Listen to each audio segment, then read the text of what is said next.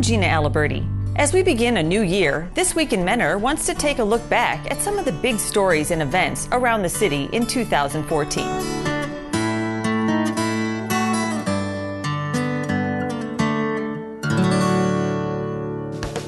Veteran Mentor firefighter Bob Searles has been appointed Chief of the Mentor Fire Department. Bob has served the department for over 26 years, most recently as Deputy Chief. I started my career in 1988 as a firefighter paramedic, and I was promoted to lieutenant in 1992, and then to battalion chief in 1996, and to deputy chief in 2000. So I've held every rank within the department.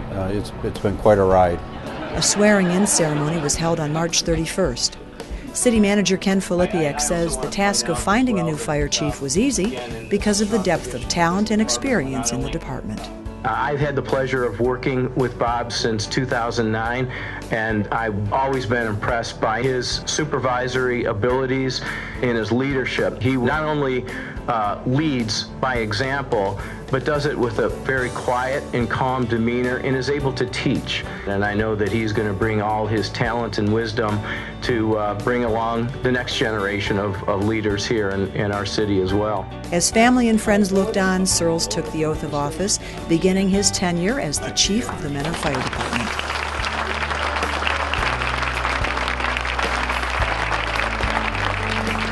Chief Searles gives credit to those that came before him for the department's success and for helping him grow as a public servant. I've seen the men and women in this department perform some extraordinary things for the public, and I pledge to you that I will continue to serve this public well. I've been very fortunate to work under two very good fire chiefs, Chief Pruer and Chief Harvey. I don't think I could have asked for two better mentors. Bob plans to build on his commitment to serve. The fire department has a huge commitment to the community and to service itself, and the men and women in this department are about as dedicated as anybody can be. We're here 24/7, 365. I'm so proud of the involvement that we have. When we have folks off duty, they're back at the drop of the alarm, and we all come together and do what's right for the community. Besides overseeing 112 full and part-time firefighters and the safety needs of the city, Chief Searles will continue serving in a larger capacity in the fire service community. We have a great working relationship with the neighboring fire department. In events like the train derailment, the marsh fires, without our neighbors, we couldn't take care of those large-scale incidents as well as we do.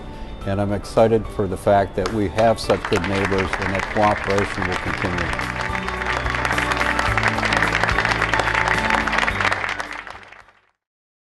Here comes Peter Cottontail, hopping down the bunny trail, hippity-hopping, Easter's on its way. Mentor Recreation Department's Flashlight Dash put a new twist on the age-old Easter tradition. The event featured all the fun of the classic Easter egg hunt, but with one big difference. This event was for adults. Yeah! Well, actually, I was doing the children's egg hunt, and I thought, well, why can't the adults have fun too? And it's like a light bulb went off, and from there I started researching on the internet, and that's how it was developed. And lots of grown-ups agreed. Why should the kids have all the fun? The program sold out in 4 days. We had 400 people registered, 260 on the waiting list. 3,000 eggs were laid out at the practice greens here at Blackbrook. And prizes, the Mentor businesses were so generous to us. We had over $2,500 worth of prizes just from them.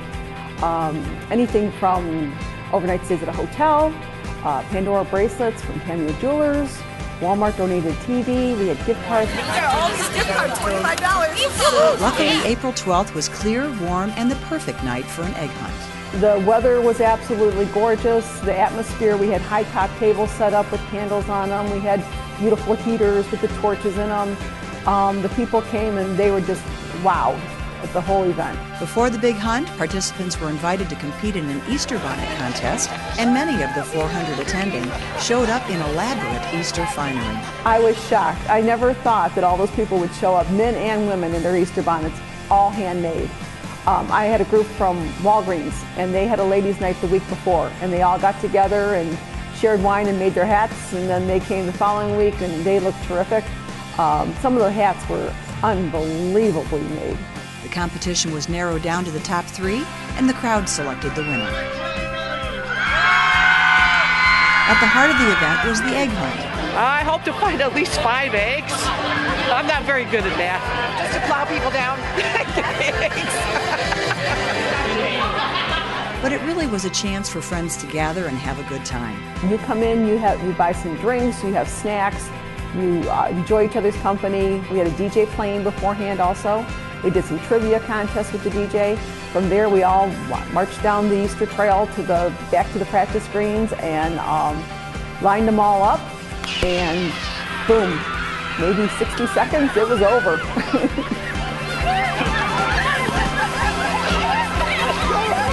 Flashlight Dash was a huge success, and plans are in the works for more adult-oriented events. This Flashlight Dash showed us that there's a need for programming for that age group, and we are working very hard to come up with new, exciting ideas to keep it rolling, to keep them entertained too.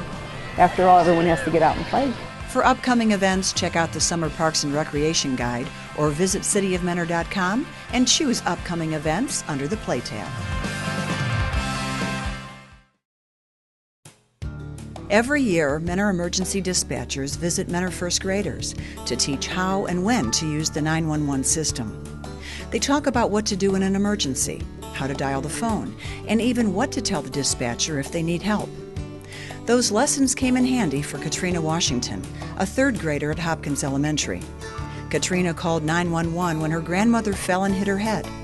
Dispatcher Susie Sistick, Police Chief Kevin Knight, and other emergency responders held a special ceremony during the last days of school to honor this 911 hero.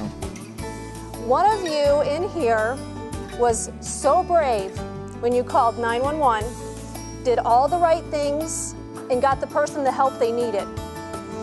And because they did such a wonderful job, and she was so brave, come on up, Katrina. We wanted to acknowledge how wonderful that she did. My daughter, she definitely made me proud, her mother proud, and the whole family. She was very calm. She was very mature. She did what she was taught to do. 911, what is your emergency? The 911 for Kids Local Heroes Award was established in 1999. And has recognized hundreds of youngsters who have called 911 to save a life or report a crime. Although she was scared, Katrina remembered just what to do. I screamed Nana and Nana like 5 times. Then I called 911. And she got a dispatcher, told them exactly the things that she was supposed to, stayed calm so they could understand her, and got her relative the help that they needed. Okay? And her grandmother is here with us today because of you. You were able to do that, so she was here today to join us in being able to acknowledge what a good job you did. Police Chief Kevin Knight congratulated the 3rd grader on behalf of all Mentor safety forces.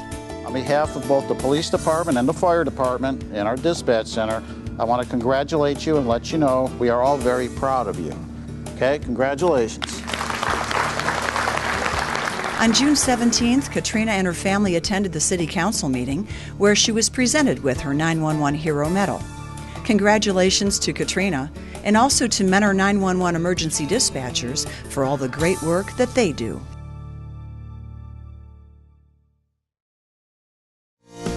Every dog has its day, and here in Mentor, that was Doggy Dip Day at Civic Center Pool. At the end of summer, the pool remains open one day past regular swim season to give our 4-legged friends a chance to take a dip and enjoy the water. Big dogs, small dogs, and every size in between showed up to cool off, play ball, and practice their dog paddling skills. It was a doggone good time.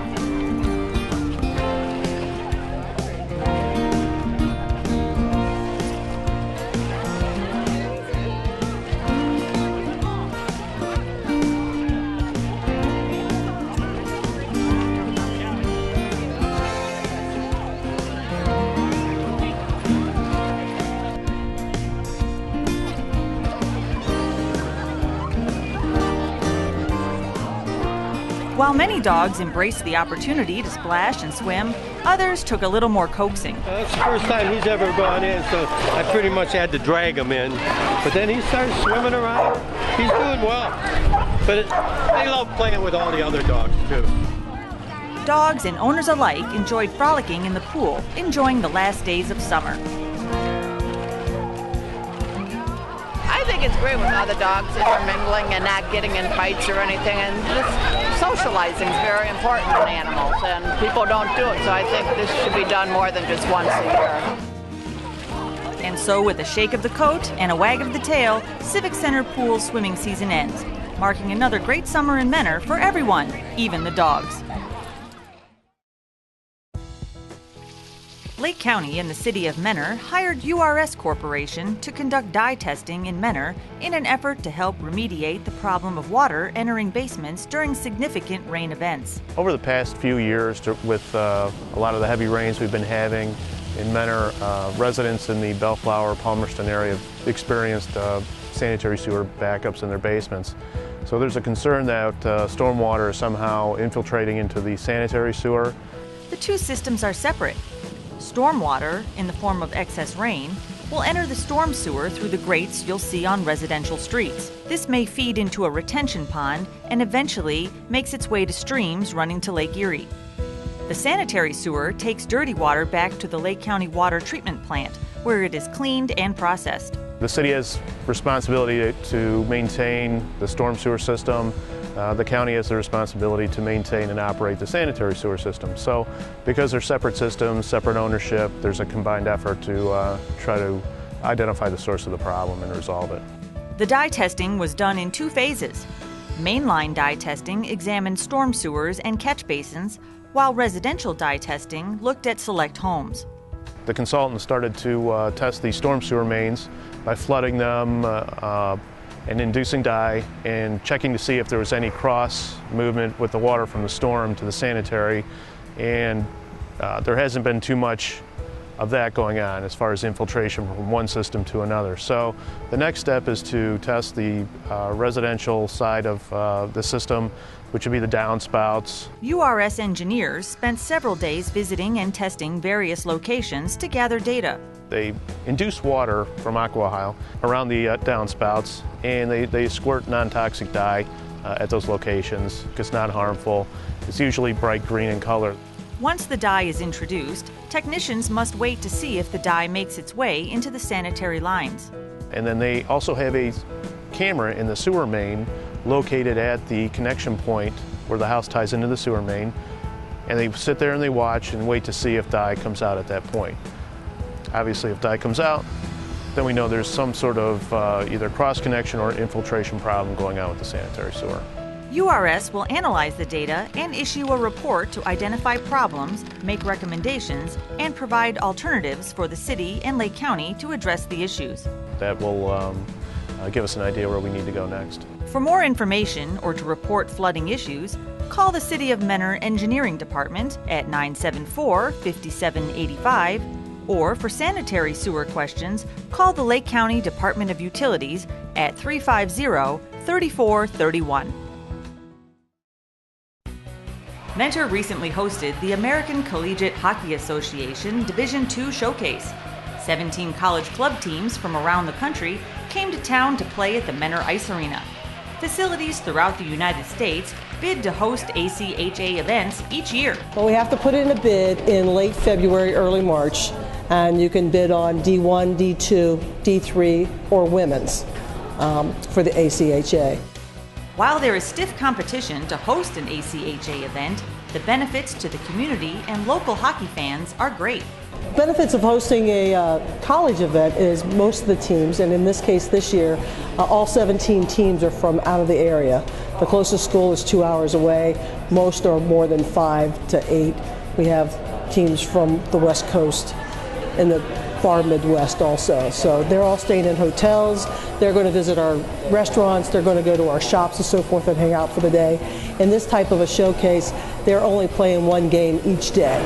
So that gives them plenty of free time on their hands to go hang out in the city and enjoy Lake County.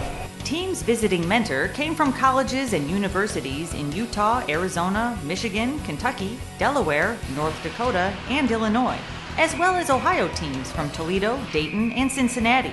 The benefit here for Menor residents, hockey enthusiasts or skating enthusiasts in general, is that they get to see some really great quality hockey here in the facility. There's not a big-time hockey college in the area, so this gives them an opportunity to see a variety of schools across the nation. Successfully hosting an event like the Division II Showcase can lead to more opportunities to bring similar events to Mentor. Well, our hope is, in hosting the D1 last year and the D2 this year, is that it gets us out there in the college eye as a great hosting facility so that we could put in for a national tournament. A national tournament is a week-long event. Mostly games are in the evening so that the general public can come and watch it, and it's a great venue to promote college hockey.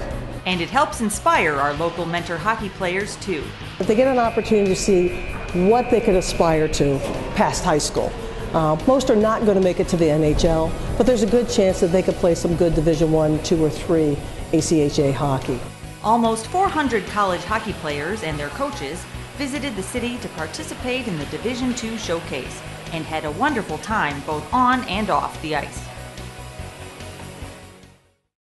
Beachfest really took off this past year as sunny skies brought thousands of visitors to Headlands Beach State Park for a day of fun with wind, water, and sand.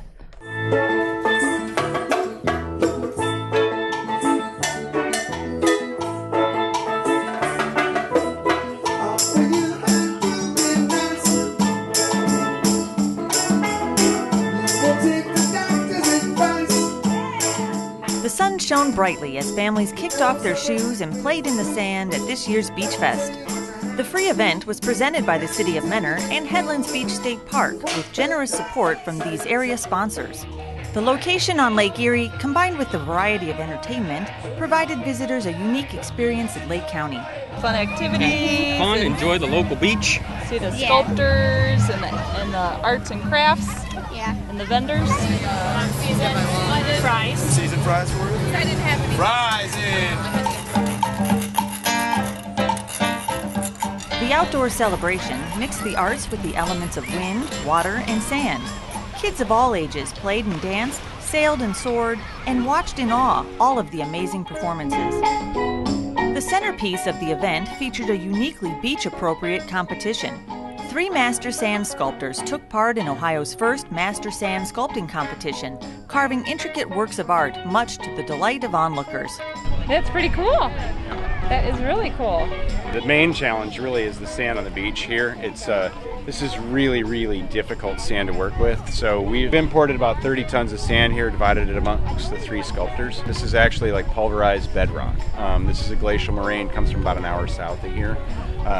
The sand's very sharp, it's very fine, it's got a lot of silt in it, so it holds and maintains its water. This is an anatomically correct Facebook-like.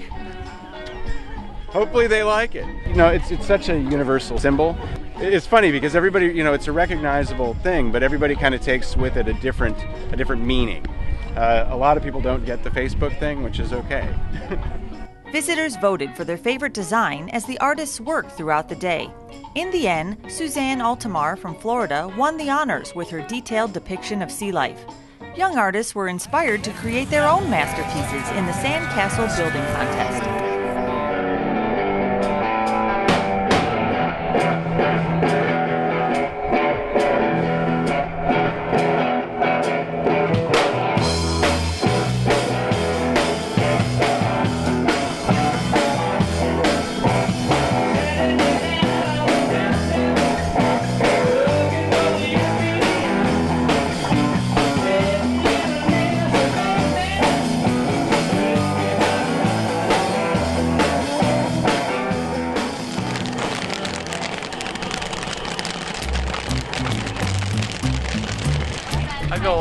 I go all over. There we go.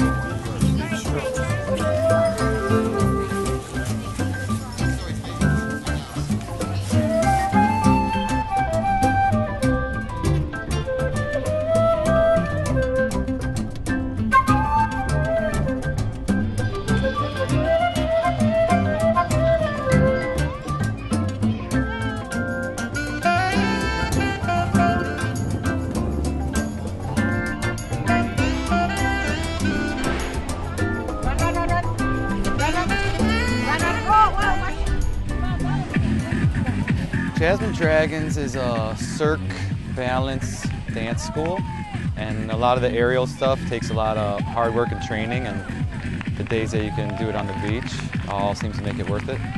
They can expect to see something amazing for sure, and be very inspired. Just a teaser.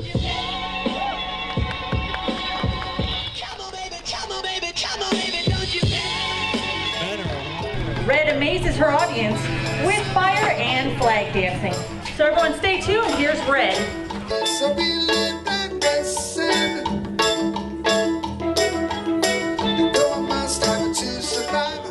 We put Sarah in the water basically to show you she's a little tired swimmer. Bob will approach her, he'll raise his right hand, she'll raise hers, he'll say, "Are you okay?" and then he'll swing her right onto the board.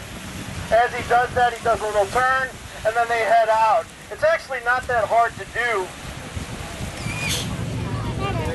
Yeah, it is a feather.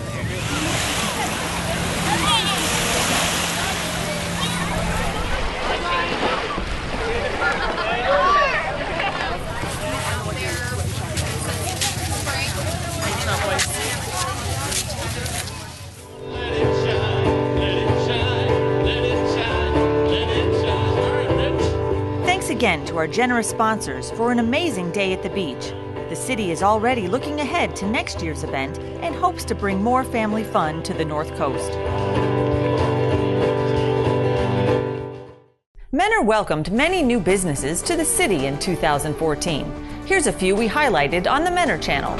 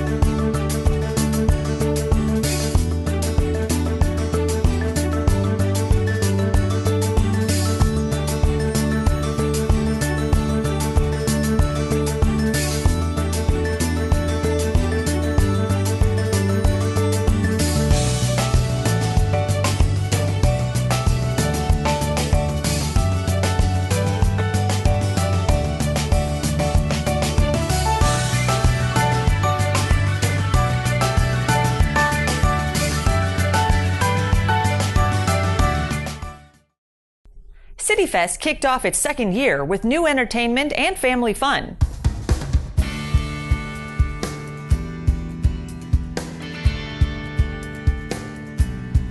This year's Menor CityFest, presented by Lake Health, took place August 22nd and 23rd at Civic Center Park. Menor's biggest community event featured live music, giant inflatables, food, a beer and wine garden, community games, Everybody's a winner, $1. and fireworks, sponsored by Aqua Ohio, lit up the night sky.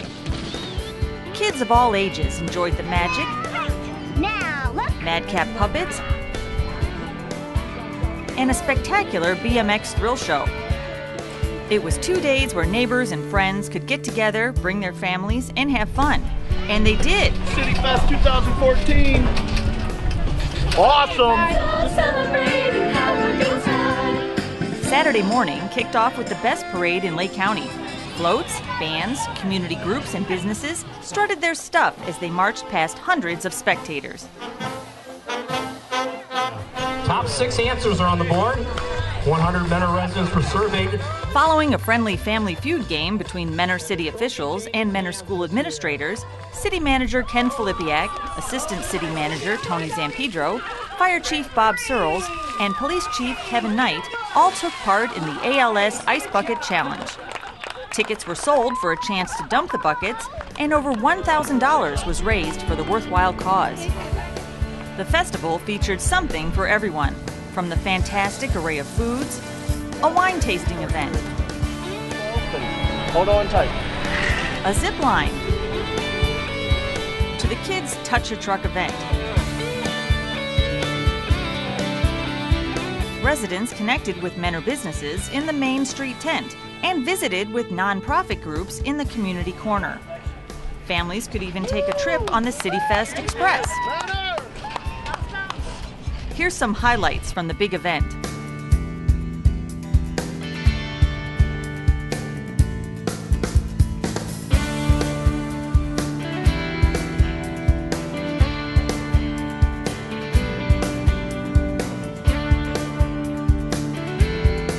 I made a Guinness World Record attempt for the biggest free-floating bubble.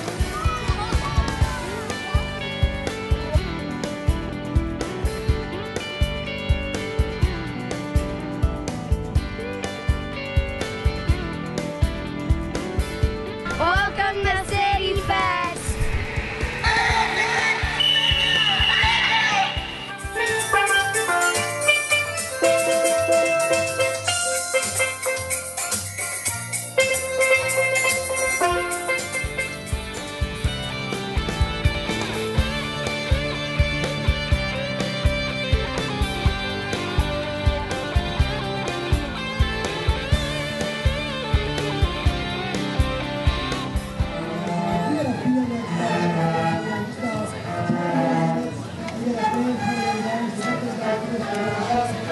Thank you to Lake Health and all the 2014 Menor CityFest sponsors.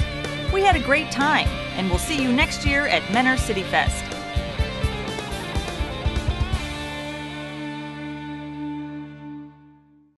We hope you enjoyed this look back at 2014 in Mentor. Thanks for watching, and we'll see you next time with another edition of This Week in Mentor.